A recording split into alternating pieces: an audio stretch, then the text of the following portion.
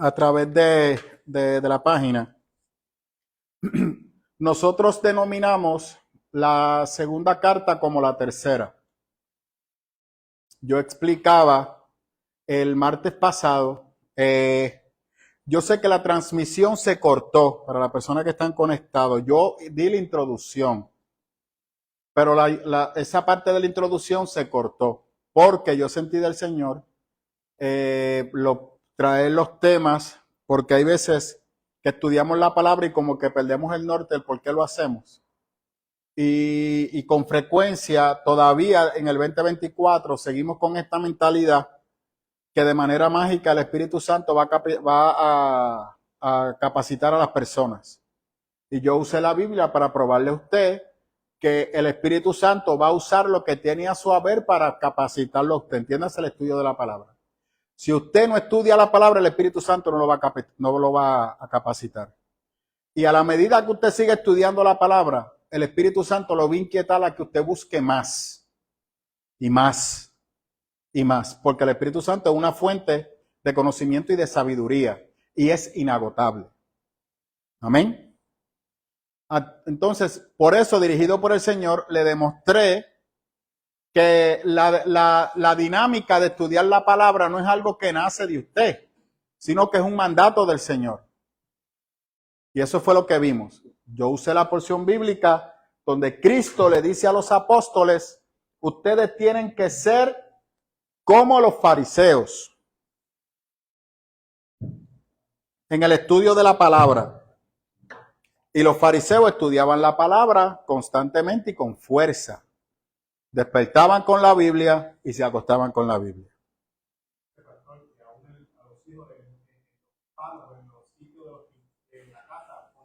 Ponían versículos.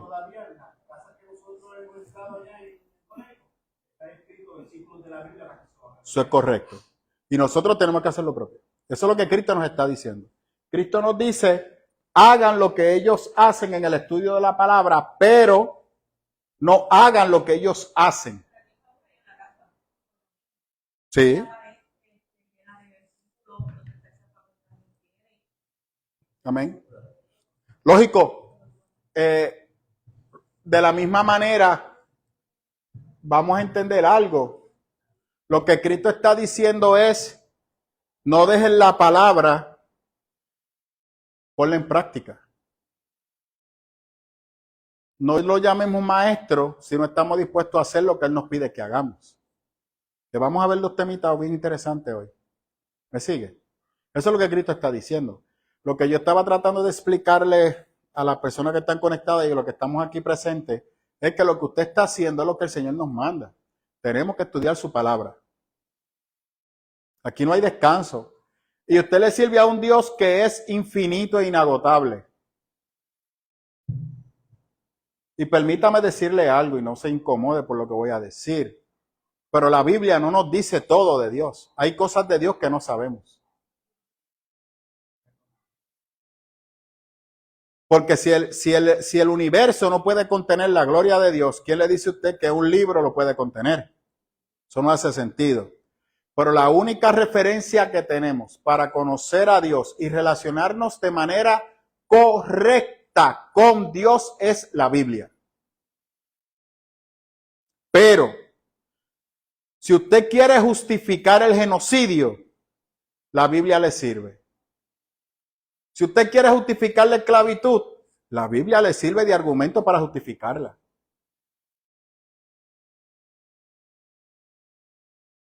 ¿Me sigue? ¿Por qué? Porque si usted no profundiza en el texto, va a decir, pero mira si aquí la Biblia dice eso.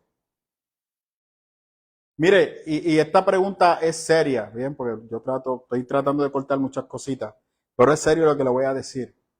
En una ocasión, en un estudio bíblico, hubo un joven que dijo, pero tengo una pregunta, ¿por qué Dios permitió que David tuviera tantas mujeres si nosotros solamente tenemos que tener una? Si usted no entiende el por qué David tenía tantas concubinas y en ningún momento Dios respalda que él hiciera eso, sino que Dios está viendo la cultura y cómo la cultura influencia a su propio pueblo, pues entonces esa persona, la pregunta que hace, aunque a usted le guste o no, es válida si usted no se la explica. Porque Abraham hizo lo mismo, Jacob hizo lo mismo, Salomón ni te ocupe. ¿Me siguen? Entonces, esas son las cosas que usted tiene que entender de la palabra, depurarla para poderlas explicar, para que los hermanos no entren en confusión. Porque vamos a David. Todo el mundo sabe que David era un siervo de Dios, ¿cierto o falso? Y no se cuestiona. Y yo he dicho aquí claramente que el único hombre donde el Espíritu Santo tuvo hasta el último instante fue en David, ¿cierto o falso? Todo el mundo se enfoca en la mancha de David cuando mandó a matar a Urías. Puede decir Elías, que no es Elías, es Urías. ¿Se acuerda de eso? Pero hay otra mancha en David que nadie la menciona. David tendía a usar la mentira para escapar. Y David en su lecho de muerte le dice a Salomón, cuando yo me muera, yo quiero que tú vayas y mates al perro aquel que se burló de mí cuando yo estaba escapando de Absalón. ¿Se acuerda? Y Salomón fue y lo mató. ¿Ah? Claro, era el rey David. Y Salomón nunca luego de viejo se creía más grande que su papá. Pero ¿qué usted está viendo ahí en el hecho de muerte de David? Un hombre que rencoroso.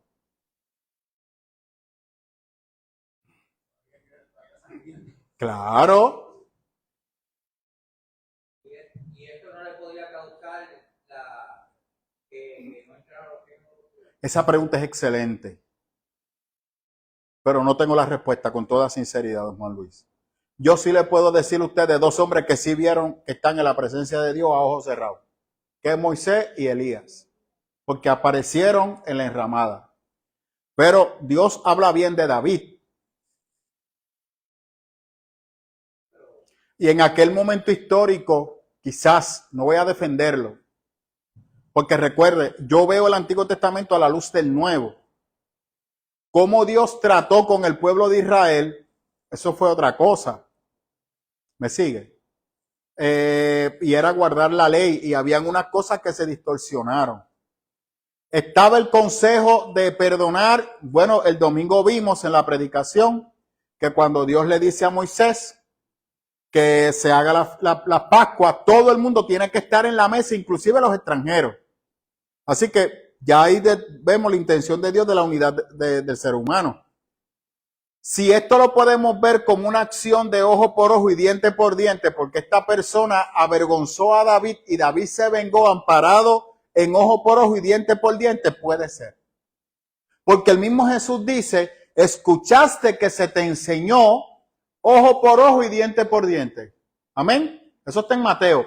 Pero yo ahora te digo, podemos entender que de ese momento en adelante, Cristo dice, pero a ti te toca perdonar a tu enemigo y a aquel que te hace daño. Así que podemos verlo así. Entonces quizás Dios tuvo un trato con David. Si se justificó o no, yo prefiero mejor dejarlo así porque es complicado. Y no me da vergüenza decir que es complicado. Y no me voy a romper la cabeza tratando de entenderlo porque eso a mí no me crea confusión. ¿Por qué? Porque yo estoy en la gracia. Yo soy salvo por Cristo, no por la ley de Moisés. Allá algunas personas que insisten en estar mirando en el Antiguo Testamento, la senda antigua, pues usted resuelva eso. Yo no lo voy a resolver porque yo lo veo a la luz de Jesús. Jesús me manda, que lo vamos a ver ahora, hoy vamos a estudiar el capítulo 1 y el 2. Jesús me manda a perdonar. Y yo quiero que usted comprenda algo. Y yo estoy cansado de decirlo. El perdonar no es una opción, es un mandato.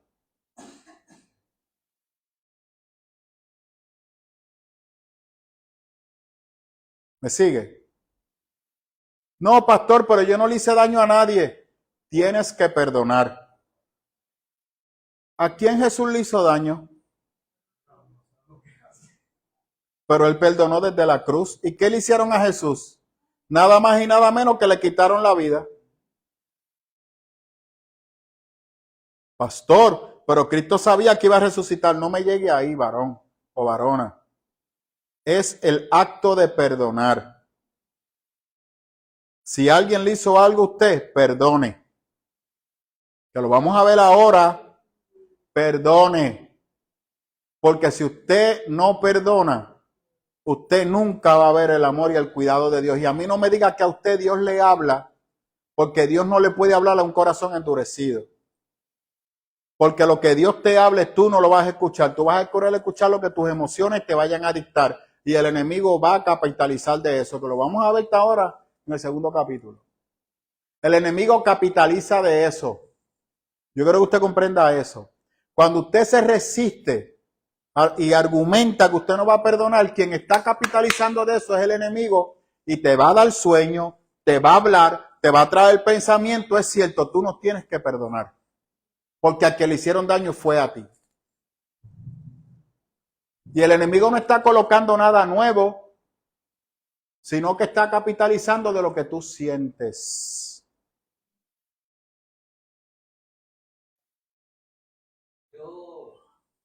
En la oración del Padre Nuestro claramente dice, léalo con calma, busque la versión que a usted le plazca. Si usted no perdona, Dios no lo va a perdonar. Mire eso, está amarrado a que tú perdones, entonces recibes el perdón de Dios. Porque Dios no puede habitar en un corazón contaminado. Nosotros llevamos 1 año y pico con ese tema del perdón y todavía yo veo gente en esta iglesia, y ahora lo voy a tirar al medio, que sufren y calipadecen para perdonar. Y da vergüenza. Da vergüenza que en esta iglesia, que llevamos como 2 años con ese bendito tema, la gente no acabe de aplicar lo que Dios le está hablando. Y si Cristo viene, se quedan. No me importa que usted no falte a la iglesia y le pido perdón que me salgo de lo formal. Y eso también le aplica a usted. Si usted no perdona, para el cielo usted no va. Usted puede justificar lo que usted quiera, para el cielo usted no va. Y si tú dices que una voz te está hablando, no es de Dios. Estás evitando el gozo y la paz del Señor, porque tu corazón no se puede llenar de ese gozo y esa paz si no perdona. Y ese ejemplo que Arely trae es un ejemplo de lo que es un perdón sobrenatural. Y de hecho lo más cercano a eso es que te maten si tú haber hecho nada en la manera que mataron a Jesús. Y Jesús perdonó. Mire, cuando una gente me dice a mí que se resiste a perdonar, es que no ha entendido lo que Cristo hizo en la cruz. No lo han entendido, lo leen y no lo comprenden. Usted no comprende lo que Cristo sufrió. Ni nosotros comprendemos lo que Cristo sufrió. Y no hay manera de comprenderlo. Lo más cercano que se puede parecer a eso es que yo coja a Edán y lo clave en una cruz. Y perdóneme por el ejemplo horrible, Elizabeth. Porque Edán es un niño inocente. Y yo lo cojo y lo clave en una cruz. Eso es lo más cercano a lo que Cristo experimentó. Yo quiero que usted lo comprenda. Y que Edán llorando desde la cruz le diga a ustedes, te perdono por lo que me estás haciendo. Mira, se lo digo y se me paran los pelos. Y usted me quiere decir a mí que usted tiene un dolor que no lo puede, que no quiere perdonar para no soltarle. No, usted es un esclavo. Usted es un esclavo y el enemigo ha capitalizado y te ha nublado la mente. Te pido, no me importa la iglesia que tú vayas, no me importa la posición que usted ocupe. Usted puede ser pastor con una iglesia de 4,000 personas, está más perdido que el mismo diablo. Y usted se da cuenta cuando un pastor está lleno de rencor cuando toca ciertos temas. Cuando promueve la agresión, cuando promueve la violencia y justifica el no perdonar. Usted se da cuenta, para el cielo no va, le pido perdón. El perdón es obligatorio. O sea, en otras palabras, Dios no brega con esclavos. Quien trabaja con esclavos es el diablo. Dios trabaja con gente libre. Libre. Porque Él vino para que tú seas libre. Aleluya. Y vivas en esa libertad. No es una opción. No es una opción. No sé por qué traje este tema otra vez. Mire, gracias por traer ese ejemplo, Noemí, porque me lleva a otro nivel. De la misma manera, oiga lo que le voy a decir, que el amor de Dios se esparce, el odio también. De la misma manera que cuando tú tienes el amor de Cristo, empiezas a predicarle a todo el mundo. De la misma manera, el rencor y el odio te lleva a ti a contaminar el corazón de los demás. Eso yo lo experimenté en mi propia carne en una ocasión. Amén. Amén. Gloria a Dios. ¿Quién más iba a decir algo? Tenemos que entrar en el estudio, mi hermano. Nadie más, por favor. Ok. Vamos a estudiar el 1 y el 2. ¿Por qué? Nos vamos a dar cuenta que aquí no hay mucha carne teológica. No hay mucha carne teológica. Pablo está dando un saludo. Sí hay vamos a ver un don o un don. No, un don no. Están los dones, los frutos del Espíritu. Es un don. ¿Cuáles son los ministerios? Me olvido. ¿Cuál es de los ministerios? Es el don.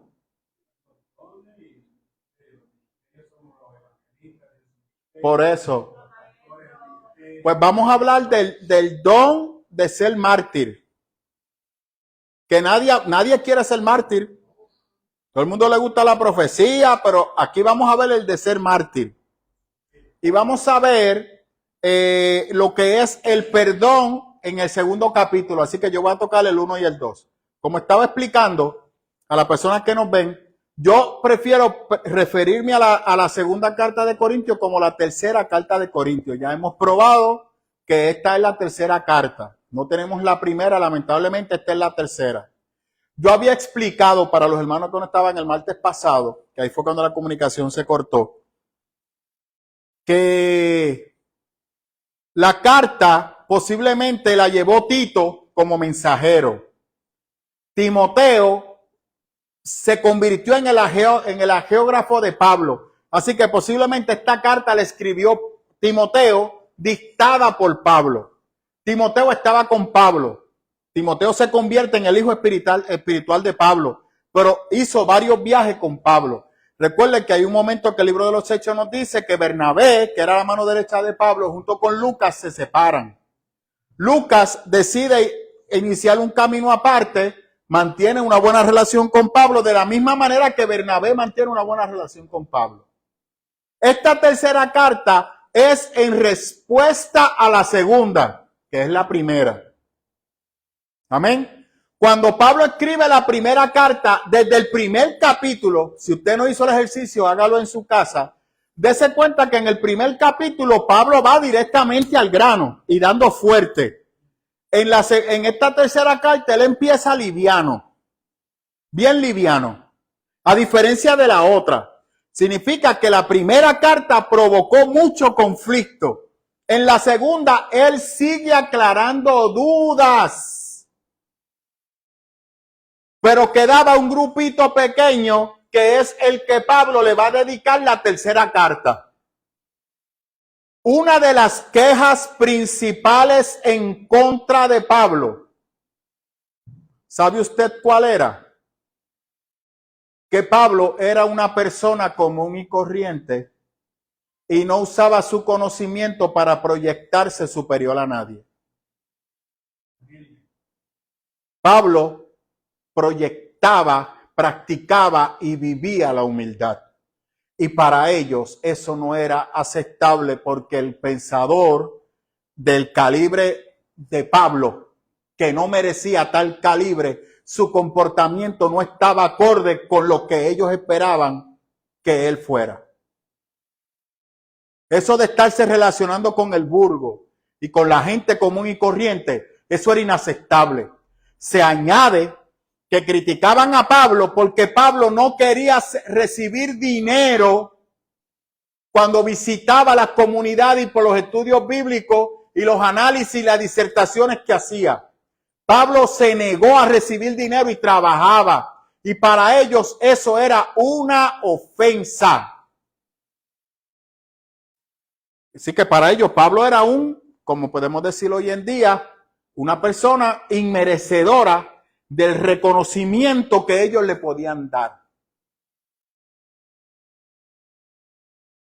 Alabe al Señor. Gracias. Yo sí quiero leer la primera. Vamos al capítulo 1. No te preocupes, los hermanos tampoco. Vamos a la segunda carta de Corintios, la tercera carta de Corintios. Vamos a leer, por favor, el 20. Pero quiero alguien que tenga la Reina Valera. Sí. Está bien. Arely, el 1.20, por favor. Sí. No, 1.20. Por favor. Tiene que ser la Reina Valera. Si no es la Reina Valera, no. Porque todas las promesas de Dios son en sí y en el amén, por medio de nosotros para la gloria de Dios. Gracias. ¿Qué usted entiende por eso?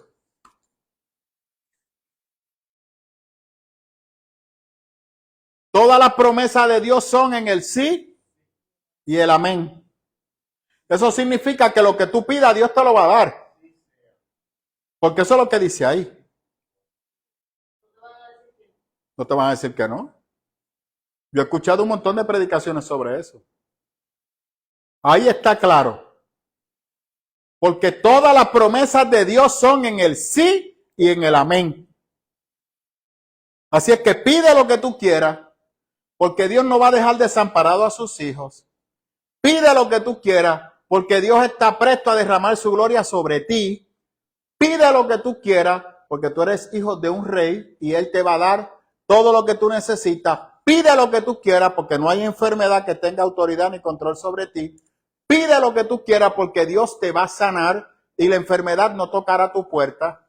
Si eso ocurre, significa que no has creído en las promesas que Dios tiene de prosperidad para ti y para tu casa, porque claramente la palabra dice que no habrá ninguno de sus hijos desamparado ni que sufra necesidad de pan.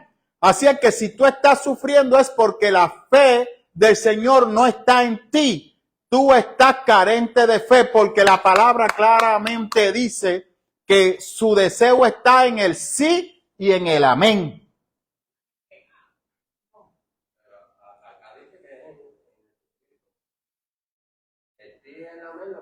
Por eso yo quería leer la Reina Valera. Porque la Reina Valera no lo explica de manera correcta y se malinterpreta. El texto no está diciendo eso. El texto habla de la promesa de salvación que Cristo tenía para la humanidad y que la cumplió. Así es que Pablo está diciendo a la intención de Dios para salvarte ya está. Le está diciendo a los corintios, ustedes son salvos porque ya Dios determinó que ustedes fueran salvos. Así es que la duda que tú puedas tener sobre tu salvación, erradícala, disípala, porque ya Dios te salvó en la cruz del Calvario, porque te ama.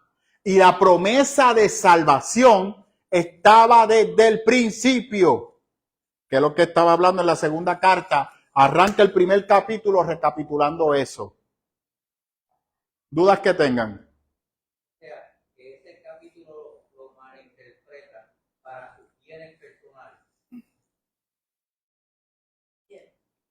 Sí, porque yo con frecuencia, ¿qué le he dicho a ustedes?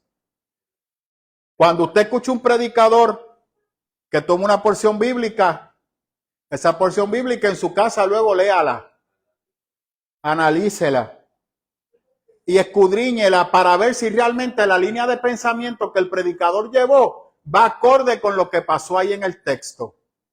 Si no va acorde con lo que pasó en el texto, rechace todo lo que ese predicador dijo. Olvídese que hayan 5,000 personas allí.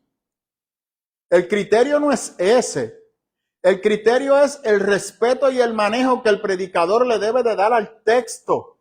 Algunos lo que hacen es que lo hablan a su manera y lo abordan como para atraer. Para el tema, no, posiblemente sí, pero es, por ejemplo, el tema. Dios te quiere bendecir y cogen ese texto y por ahí arrancan. Pero el texto no te habla de una bendición, te habla de una bendición, claro, porque la salvación es una bendición, pero no te van a llevar eso a nivel de salvación, te lo van a llevar a nivel de motivación, de inspiración. Claro, porque esa es tu necesidad inminente. Y te usan otros textos para justificar eso, pero es que el mismo texto se explica. Por eso yo le he dicho a usted, lea el texto completo, porque ahora usted se va a sorprender de lo que Pablo dice en los versículos anteriores, que lo vamos a ver ahora. Marilyn. No, eso mismo lo que ella está diciendo, porque es una promesa, que dice que no se está cumpliendo ahora, es una promesa de salvación. La salvación viene después. O sea, cuando pasamos a la otra vida, empezamos la salvación. Y de hecho, cuando va el texto de arriba, eso es lo que dice, porque cuando Cristo venga, me voy a alegrar de ustedes y ustedes se alegrarán de mí.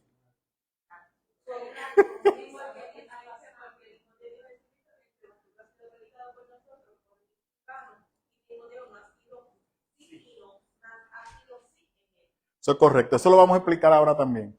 Pero me siguen. Pero si usted ve que el predicador y usted ve que el predicador está ahí fajado, y entonces llama la atención de usted y lo envuelve o le lleva una línea de pensamiento contraria a lo que el texto está enseñando,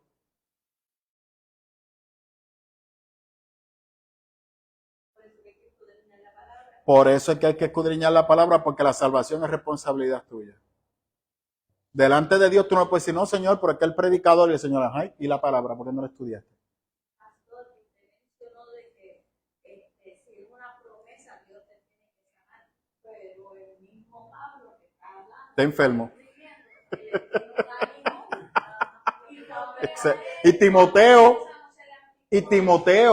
Y Timoteo también, los dos enfermos, están hablando.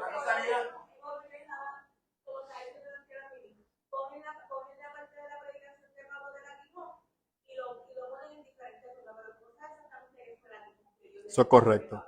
Amén. Algunos dicen que, de hecho, le tengo otra nueva. Algunos dicen que posiblemente no era ni una enfermedad, sino que era un soldado que le hacía la vida imposible. Pudo haber sido las dos cosas. Un soldado y la situación de la ceguera. Pero como dice Marilyn, aún así Timoteo tenía una condición estomacal. Entonces, ¿cómo tú me vas a aplicar? Porque mira qué cosa brutal cuando tú entiendes el texto. La promesa de salvación es la victoria sobre la muerte. Vas a pasar de ser un muerto vivo a vida eterna. Olvídate de las enfermedades en este mundo. Las enfermedades quizás es la puerta que Dios va a abrir para llevarte a la vida eterna.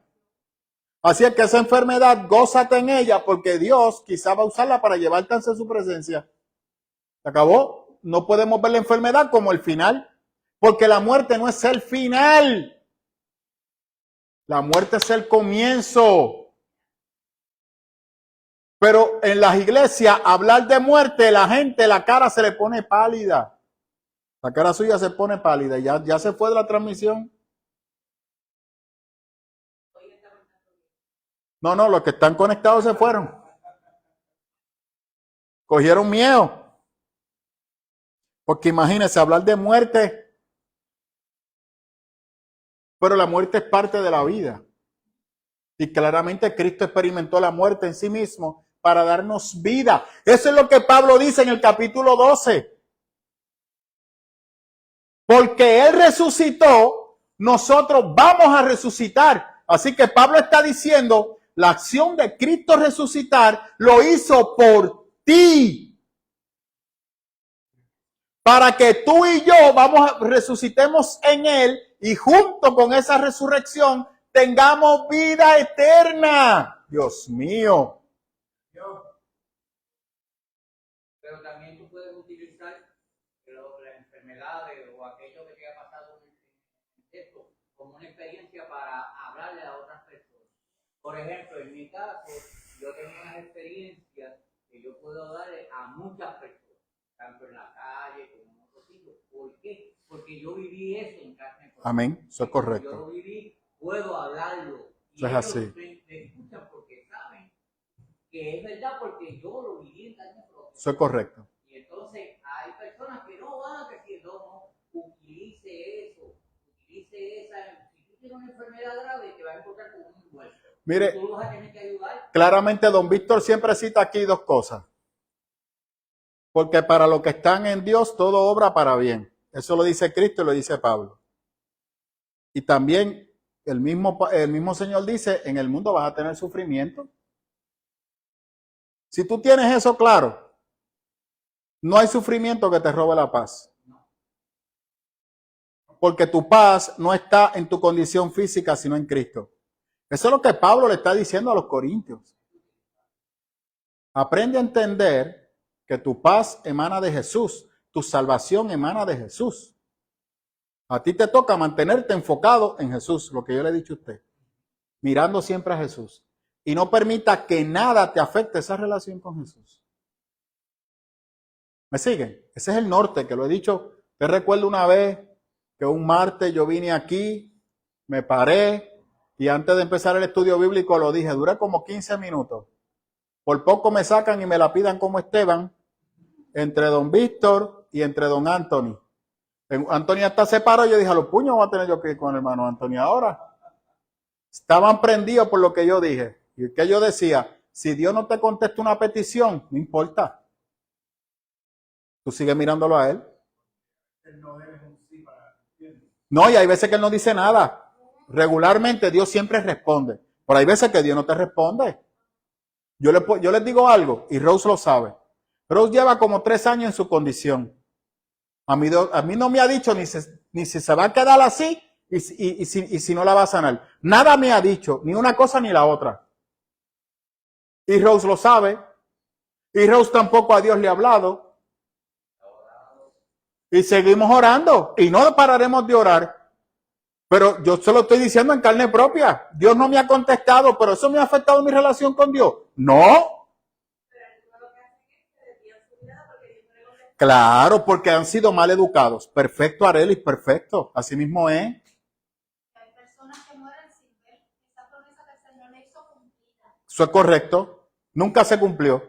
Pero si hay una promesa que está por encima de esa, que es la vida eterna. Pero no se le cumplió a ella, pero se le cumple a los bisnietos. Sí, esa promesa se cumple. Ella no la vio cumplida, pero sí se va a cumplir. Abraham no vio la promesa de él cumplida. Moisés tampoco vio la promesa, la vino a ver después. Arely. ¿Desde cuándo a mí? Ya hace años, desde que yo le daba a profetizar. Sí, tú vas a ver a tus hijos, sí, tú vas a ver a tus hijos. Eso me quitó caminar en el tiempo. Porque la promesa que Dios me dijo, me la va a dar a su tiempo. Amén. A mi tiempo. Y vuelvo a lo mismo. Y si no lo hace, no importa. Porque ya él me salvó. Exacto, que lo más importante. Si lo hace, amén. Y si no, amén, no me importa. Yo te miro a ti. Te miro a ti. Te sigo mirando a ti. Y lo más importante está ahí arriba, no acá abajo. Por eso. Pero es que como eso no nos llena la barriga, como eso no nos paga las deudas, como eso no nos quita la depresión, como eso no nos ayuda para tener el carro que queremos. Yo sé que hay veces que yo sé que usted piensa que es sarcasmo, pero yo se lo voy a complicar. Se lo voy a complicar. Porque mi deseo era un Ferrari, porque a mí me dijeron sueña grande.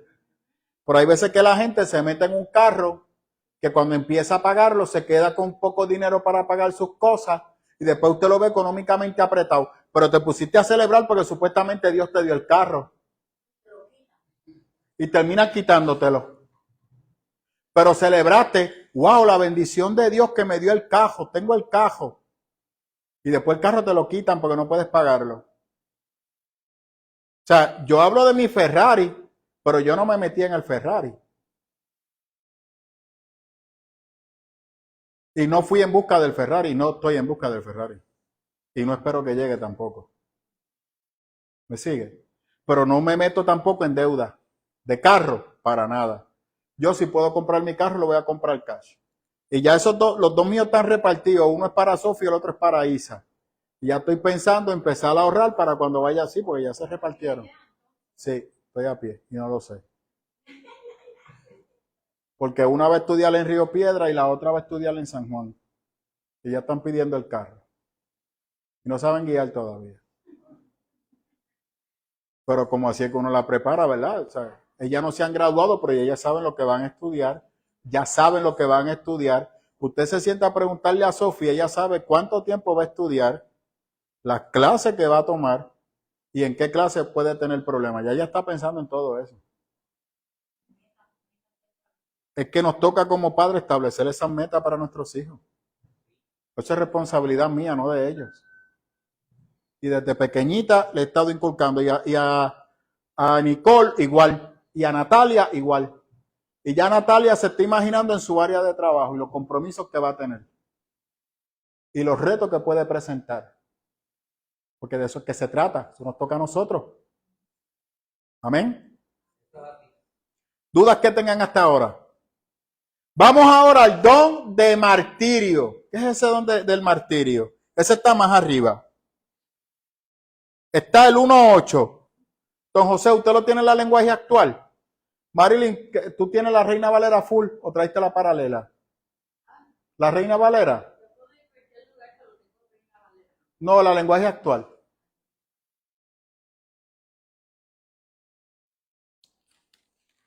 Y me va a buscar el capítulo 2, el versículo 5. José, léame por favor el 1, por favor, del 8 al 11. Sí, por favor. Hermanos en Cristo, queremos que conozcan los problemas y sufrimientos que tuvimos en la provincia de Asia. Fueron tan tremendos que casi no pudimos soportarlos y hasta creímos que íbamos a morir. En realidad nos sentíamos como los condenados a muerte, pero eso nos ayudó a confiar en Dios, que puede hacer que los muertos vuelvan a la vida y no a confiar en nosotros mismos. Dios nos proveyó de grandes peligros de muerte y confiamos en que Él nos seguirá cuidando y protegiendo. Por favor, ayúdenos orando por nosotros. Si muchos oran, muchos también serán los que den gracias a Dios por su ayuda y por todo lo bueno que Él nos da. Gracias, don José. Pablo está aquí aclarando algo. Vamos por partes. Yo le he dicho a usted que aquí hay una interacción entre Pablo y la iglesia de Corintios. ¿Verdad? Posiblemente el que fundó la iglesia de Corintios no fue Pablo. Fue la otra persona que se menciona aquí. Dios mío, Hircano creo que fue. Posiblemente fue Hircano. Y luego Pablo fue y predicó. Bien, así que posiblemente Hircano preparó el camino, pero Pablo estaba a cargo de esa iglesia y fue a visitar esa iglesia. Si usted recuerda, la primera carta, que es la segunda carta, Pablo finaliza diciendo, y pronto espero estar con ustedes. Cuando Tito regresa con la noticia, Tito se queda un tiempo con los hermanos, aclarándole las dudas y terminando, ¿verdad? Oiga lo que estoy diciendo. Aclarando las dudas y preocupaciones de los hermanos. ¿Me siguen, verdad? Sobre la fe cristiana. ¿Cuál es el trabajo de la iglesia?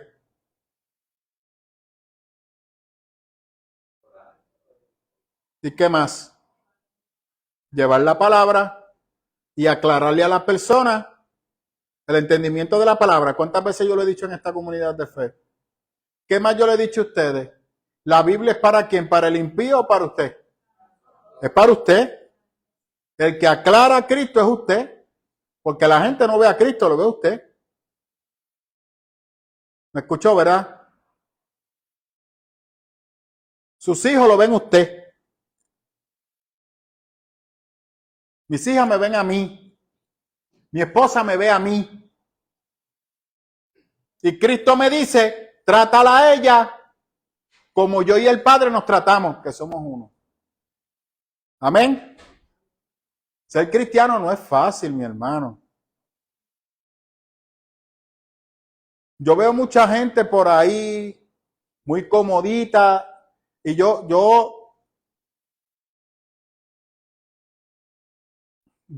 sí he hecho varios ajustes y yo muchas veces, yo he aprendido, o sea, yo en una ocasión le decía a la iglesia, yo llegué a maestría, yo tengo 2 bachilleratos y 2 maestrías. Y yo las 2 maestrías lo que he hecho es callarme. Mudo. Yo decía a Rose, yo gasté un billete en esa maestría para estar callado. Para estar callado. Y cuando voy a veces a lugares públicos, no me gusta hablar de Biblia. No me gusta hablar de Biblia. No, pero pastor, no es que no me gusta. Porque la gente se pone a debatir. Entonces, debatir con alguien que no haya estudiado la palabra, más allá de la Reina Valera 1960, le pido perdón, yo no hago eso, es una pérdida de tiempo. Porque la persona no tiene la madurez teológica para hablar. Se va a fundamentar en lo que el texto dice, pero no sabe lo que está detrás del texto y muchas veces no conoce ni el texto completo. Entonces, usted ponerse en ese debate en público es denigrar y provocar vergüenza de la palabra de Dios. Usted no puede contender. Y, oiga, gracias por traer eso. ¿Quién dice eso? ¿Quién dice eso? Que la palabra no se usa para contender. ¿Quién lo dice? Solo dice Pedro.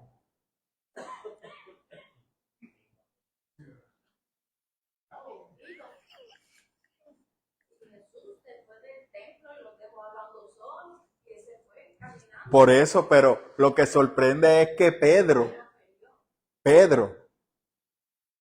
que diga, la palabra de Dios no se usa para contender. Viniendo de Pedro, ¿qué significa? Que ese tipo ha sido moldeado por el Espíritu Santo. Este no es el mismo Pedro que sacó la espada para cortarle la oreja a Juan Marcos. Este no es el mismo Pedro que se puso a contender diciéndole a Cristo embustero.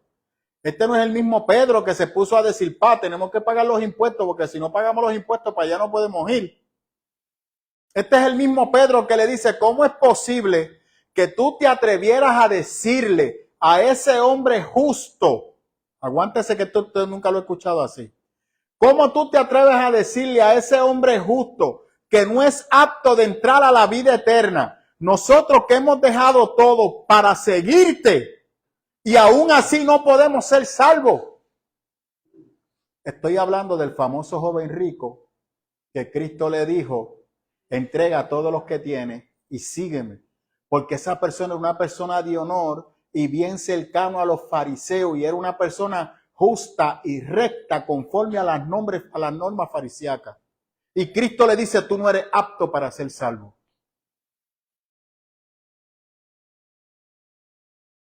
Pero nunca lo vi así. Y Pedro entra y dice, si este tipo no es salvo, nosotros estamos liquidados. Es que Cristo le dice, Pedro, lo que es imposible para el hombre es posible para Dios. Y ese texto también lo cogen y lo prostituyen. Jesucristo. Cristo está hablando de la salvación. Y ahí empiezan con los embelecos materialistas y a desenfocar a las personas.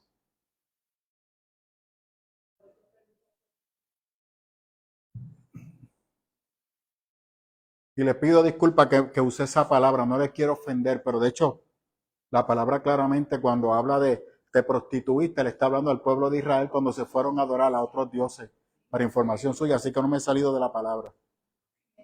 Sí, porque rápido la presidenta me mira con los ojos cruzados. Dígame.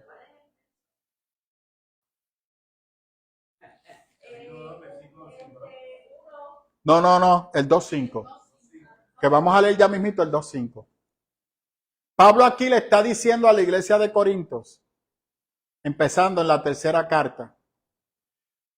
Hay una situación porque Tito cuando llega le dice, Pablo, esta gente te están esperando y están diciendo que tú eres un embustero porque tú dijiste que iba y todavía no has llegado.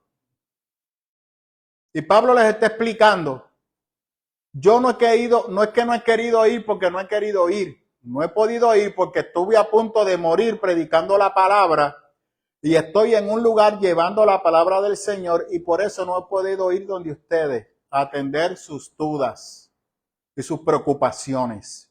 Por eso tengo que llegar hasta el 2 porque en el 2 Pablo vuelve y le explica la razón principal. Pero aquí estamos viendo en práctica que Pablo tenía el don de martirio, de ser un mártir, estar dispuesto a morir por la fe cristiana. Porque vamos a ver luego más adelante en la tercera carta que Pablo claramente estipula que si usted quiere ser apóstol, usted tiene que tener el don de ser mártir. El don a sufrir martirio por predicar la palabra. Así que no es solamente el título de ser apóstol de fundar la iglesia. Esa es la definición de la palabra. Pero los requisitos.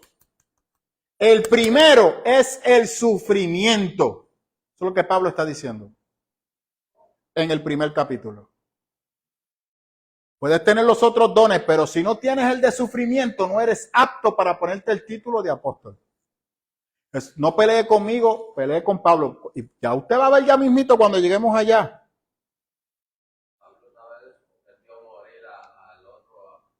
A Esteban. Permítame decir, gracias, don José. Todos los apóstoles tuvieron el don de mártir. Todos, hasta Juan.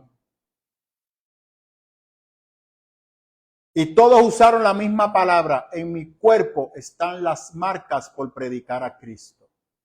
Cuando usted lee eso, significa que fueron heridos, que fueron atropellados, que fueron maltratados y tienen heridas físicas, visibles. ¿Quién también mostró sus heridas visibles? Cristo. Diga, Marilyn. ¿No? ¿Estamos bien? Y los que te hacen ser apóstol ahora, ¿te dejarán atacar a ti?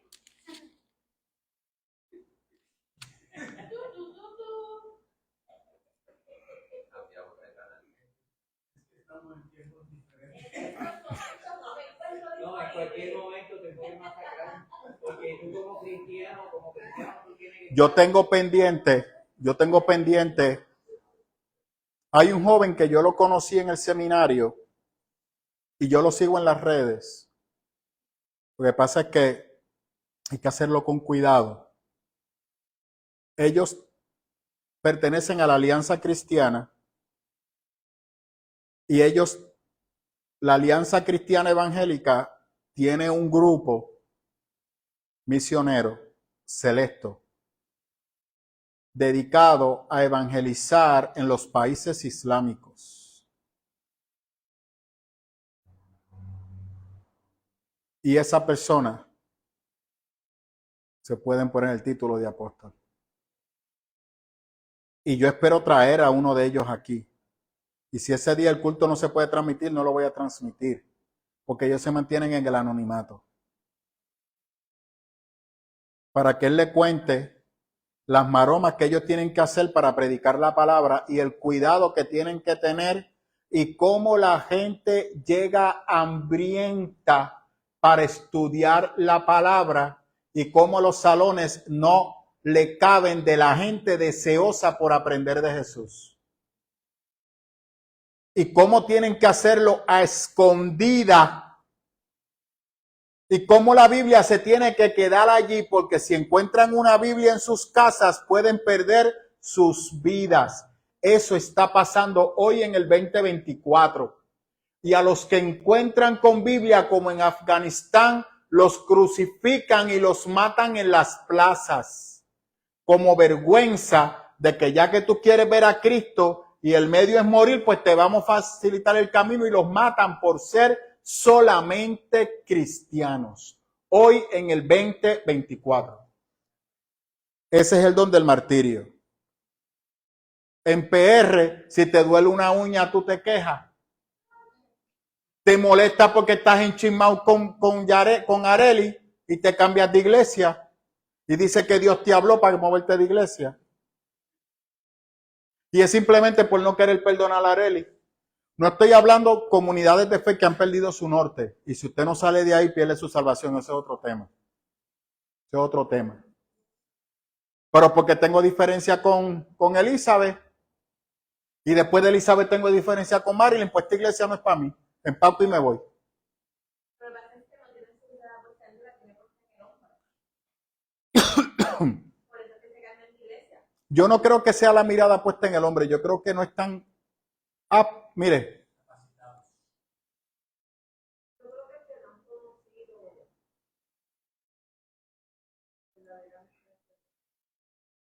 Ya volvemos al perdón.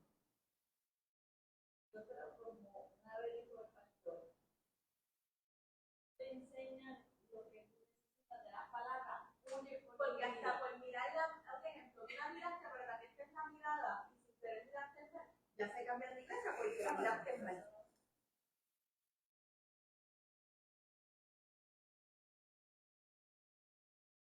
Estoy buscando en mi base de datos. Por eso usted me ve que estoy como que loading.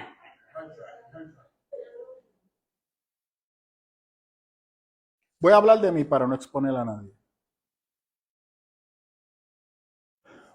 Yo he aprendido. Elizabeth y José han visto diferentes etapas de mi vida. Cogieron las peores etapas de mi vida, yo creo, cuando yo empecé.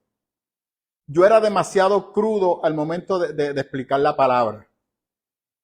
Y bien confrontativo. Y yo lo reconozco.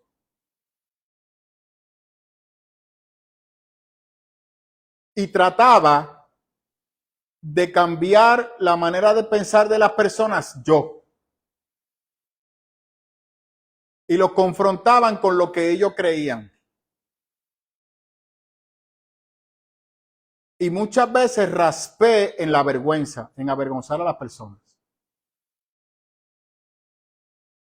Con el pasar del tiempo y a la medida que fui madurando en la palabra del Señor, fui cambiando. Y hoy en día, lo que el Señor me ha enseñado, que le comparto a ustedes, es que estar con Cristo es una relación. Y es como cuando tú te enamoras, que tú vas conociendo a esa persona poco a poco. Y uso la palabra del Señor para que vayas conociendo a ese Cristo para que te enamores de Él. Y si mantengo la misma visión que sin la palabra tú no eres salvo, y añado que solamente mediante el estudio responsable de la palabra vas a madurar espiritualmente. Y he incluido la práctica en mis estudios bíblicos. Y he añadido el vehículo de la salvación, Cristo, y la gasolina del perdón. Si no tienes la gasolina, no te puedes montar en el vehículo, y aunque te monte en el vehículo, no se mueve el vehículo. O sea, tú puedes tener a Cristo como tu Salvador, pero si no te mueves, perdiste el tiempo.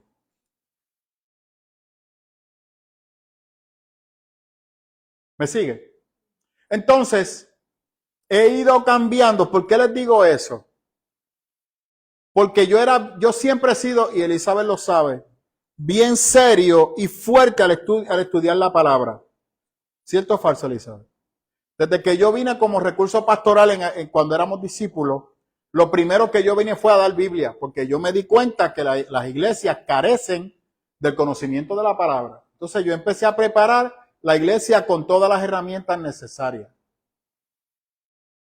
Tuve limitaciones, tuve retos, y gasté energía educando a muchas personas que después me di cuenta que todo lo que se le enseñó nunca lo pudieron poner en práctica.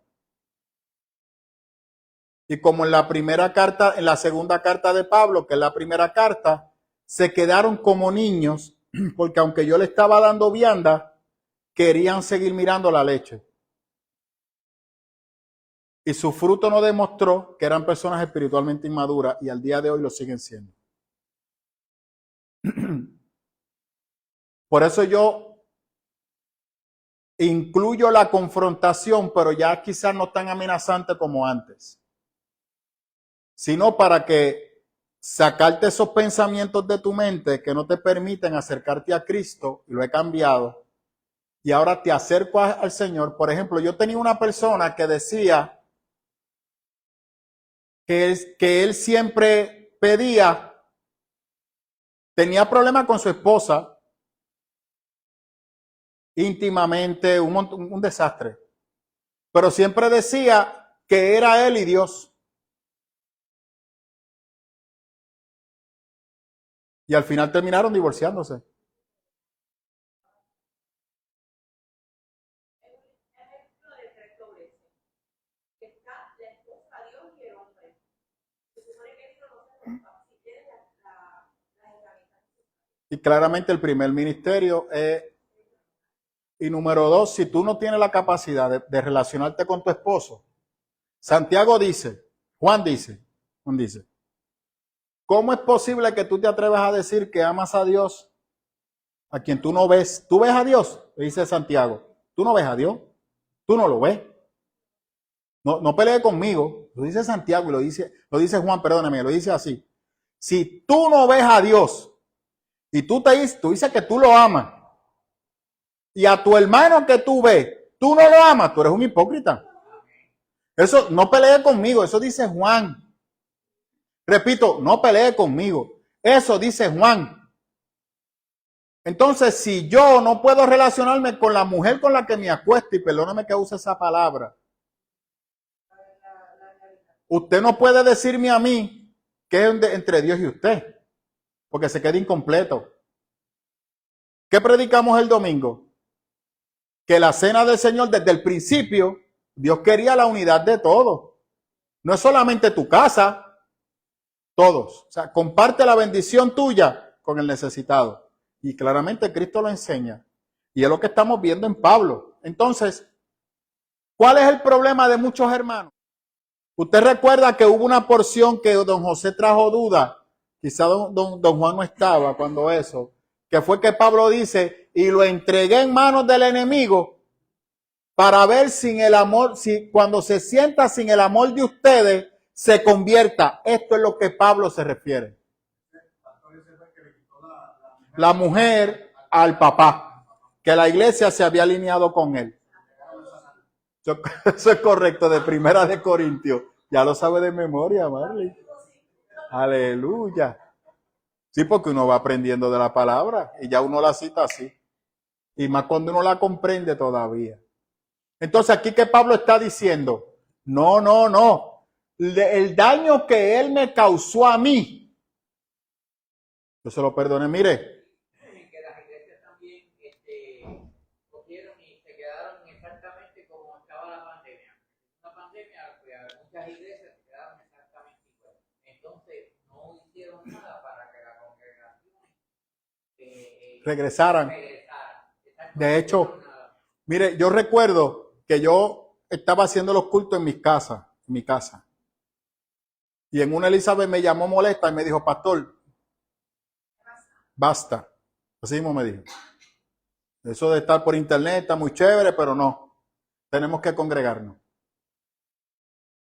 Elizabeth, pero es que la iglesia es muy pequeña. Estábamos allí al lado del almendro. No podemos, pues, pastor, vámonos para el terreno, sino para la casa de alguien, pero tenemos que congregarnos.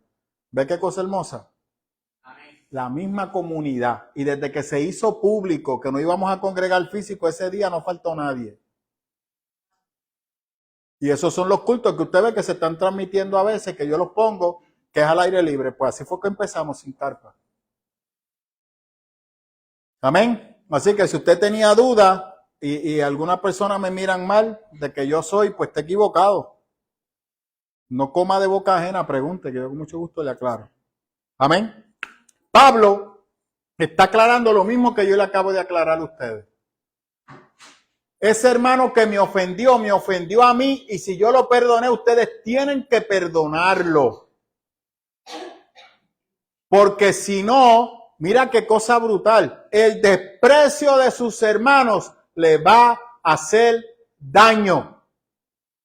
Por eso a mí no me gusta que los hermanos aquí sean despreciados. Si usted tiene una diferencia con un hermano, resuélvala.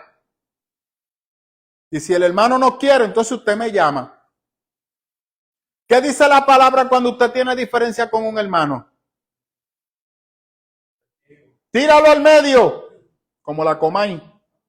Eso es lo que dice. ¿Cuál es el orden? Y resuelva. Entonces, pero hay otro proceso que el Señor dice, si tú tienes problemas con Juan Luis, habla con Juan Luis. Corrígelo, Juan Luis.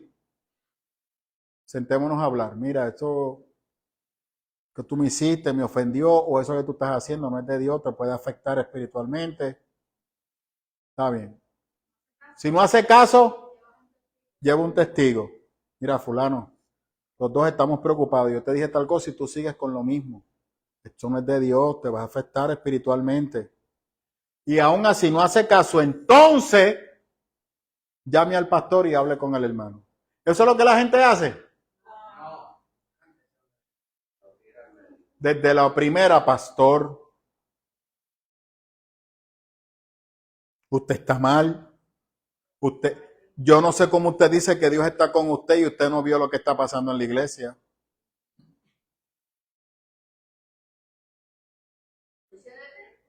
Eso está fuera de control, pastor. Usted desde el púlpito tiene que exponer a la gente, porque eso no es de Dios. Usted no tiene control, pastor. Yo los veo, yo los escucho y me río. Digo, tú me quieres decir a mí que entonces Cristo no tenía visión espiritual, ¿verdad? Porque los apóstoles todos fueron un desastre. Y no hablemos, todo el mundo se enfoca en Judas, ¿verdad? Y Pedro, y Juan, y Santiago, que no se soportaban ninguno de los tres. ¿Usted sabía eso? ¿Y por qué Cristo no los avergonzó públicamente? Y cuando los confrontaba a todos.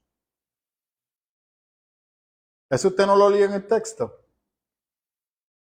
¿Por qué yo no puedo exponer el error suyo desde el púlpito en la iglesia? ¿Por qué? Elizabeth, ¿por qué yo no lo hago? ¿Y qué más? ¿Y qué es el púlpito?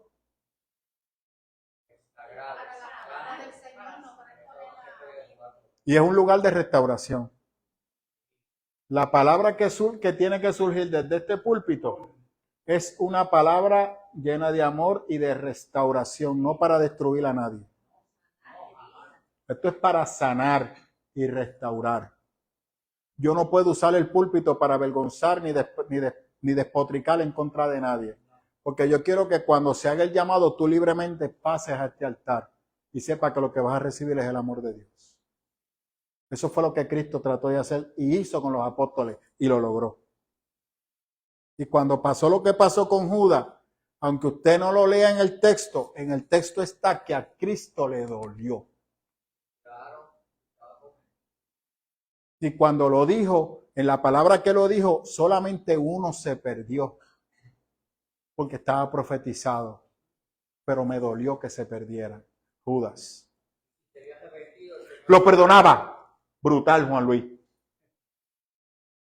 Si en vez de ir a tirar las monedas allá, tiraba las monedas y regresaba arrodillado, Cristo lo iba a perdonar. Y lo restauraba. ¿Ah? Porque Satanás capitalizó por la falta de perdón, porque reprimió y no canalizó su dolor. Y lo que hizo fue que reprimió la misma herramienta que el enemigo usó a ti para robarte la vida. Y no lo logró. Y la gente no lo ve en el texto. Por eso es que Cristo te dice, perdona, muévete. Alabia al Señor. Amén, gloria a Dios. Estuvo bueno. No la vio venir.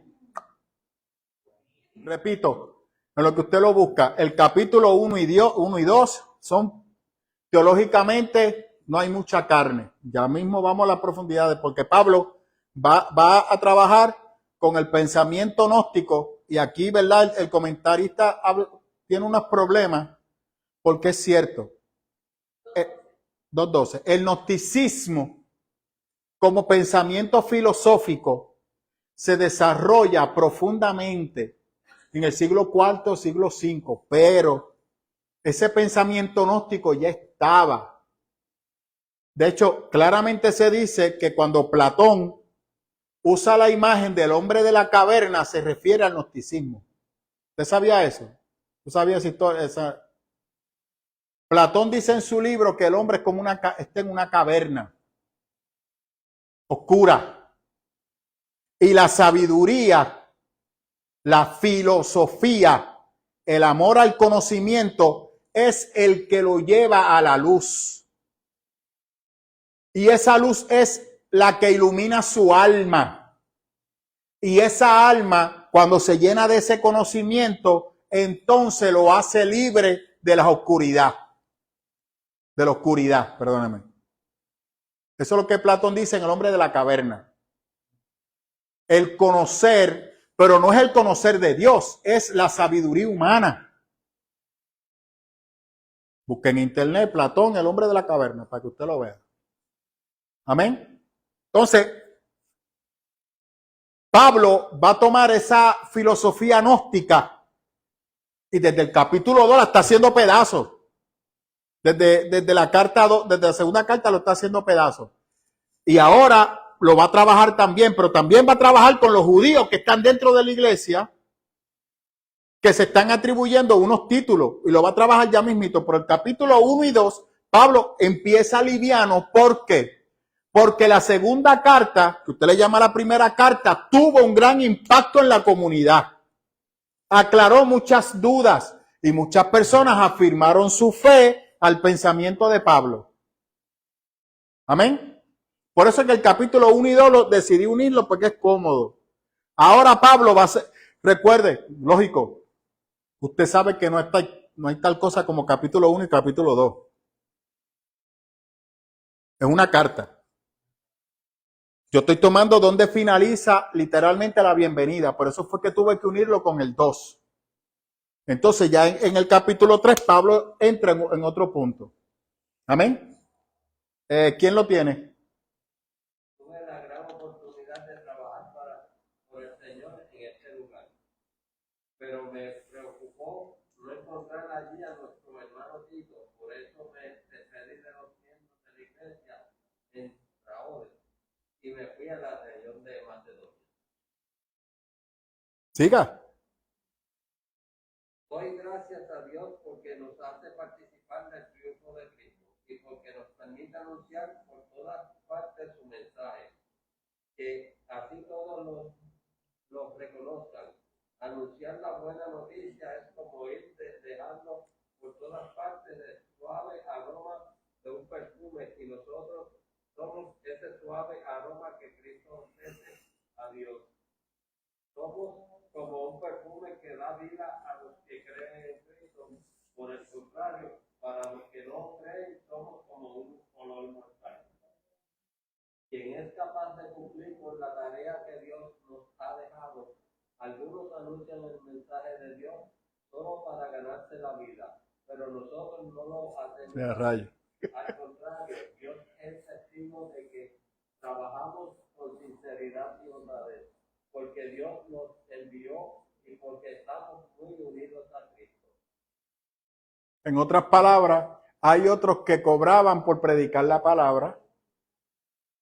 Por eso cuando yo digo de estos adoradores cristianos que llenan a capacidad el Choliseo, se echan como 1 millón en la cartera y son adoradores de Dios, pero nadie sabe dónde va ese dinero. Pero ¿cómo es que dicen? El obrero es digno de su salario, sin saber lo que están diciendo. Porque eso no, el texto, cuando lo aplicamos bien, Está hablando que las personas vivían de la limosna que el pueblo le daba y vivían totalmente de una manera humilde y sencilla, no dándose vida de rico, ni andando en jets privados, ni nada de eso. Por eso, ¿verdad? Por eso yo lo digo, y lo digo seriamente, que a veces usted gasta un dinero para ver a estas personas, y muchas veces estos adoradores ni se congregan.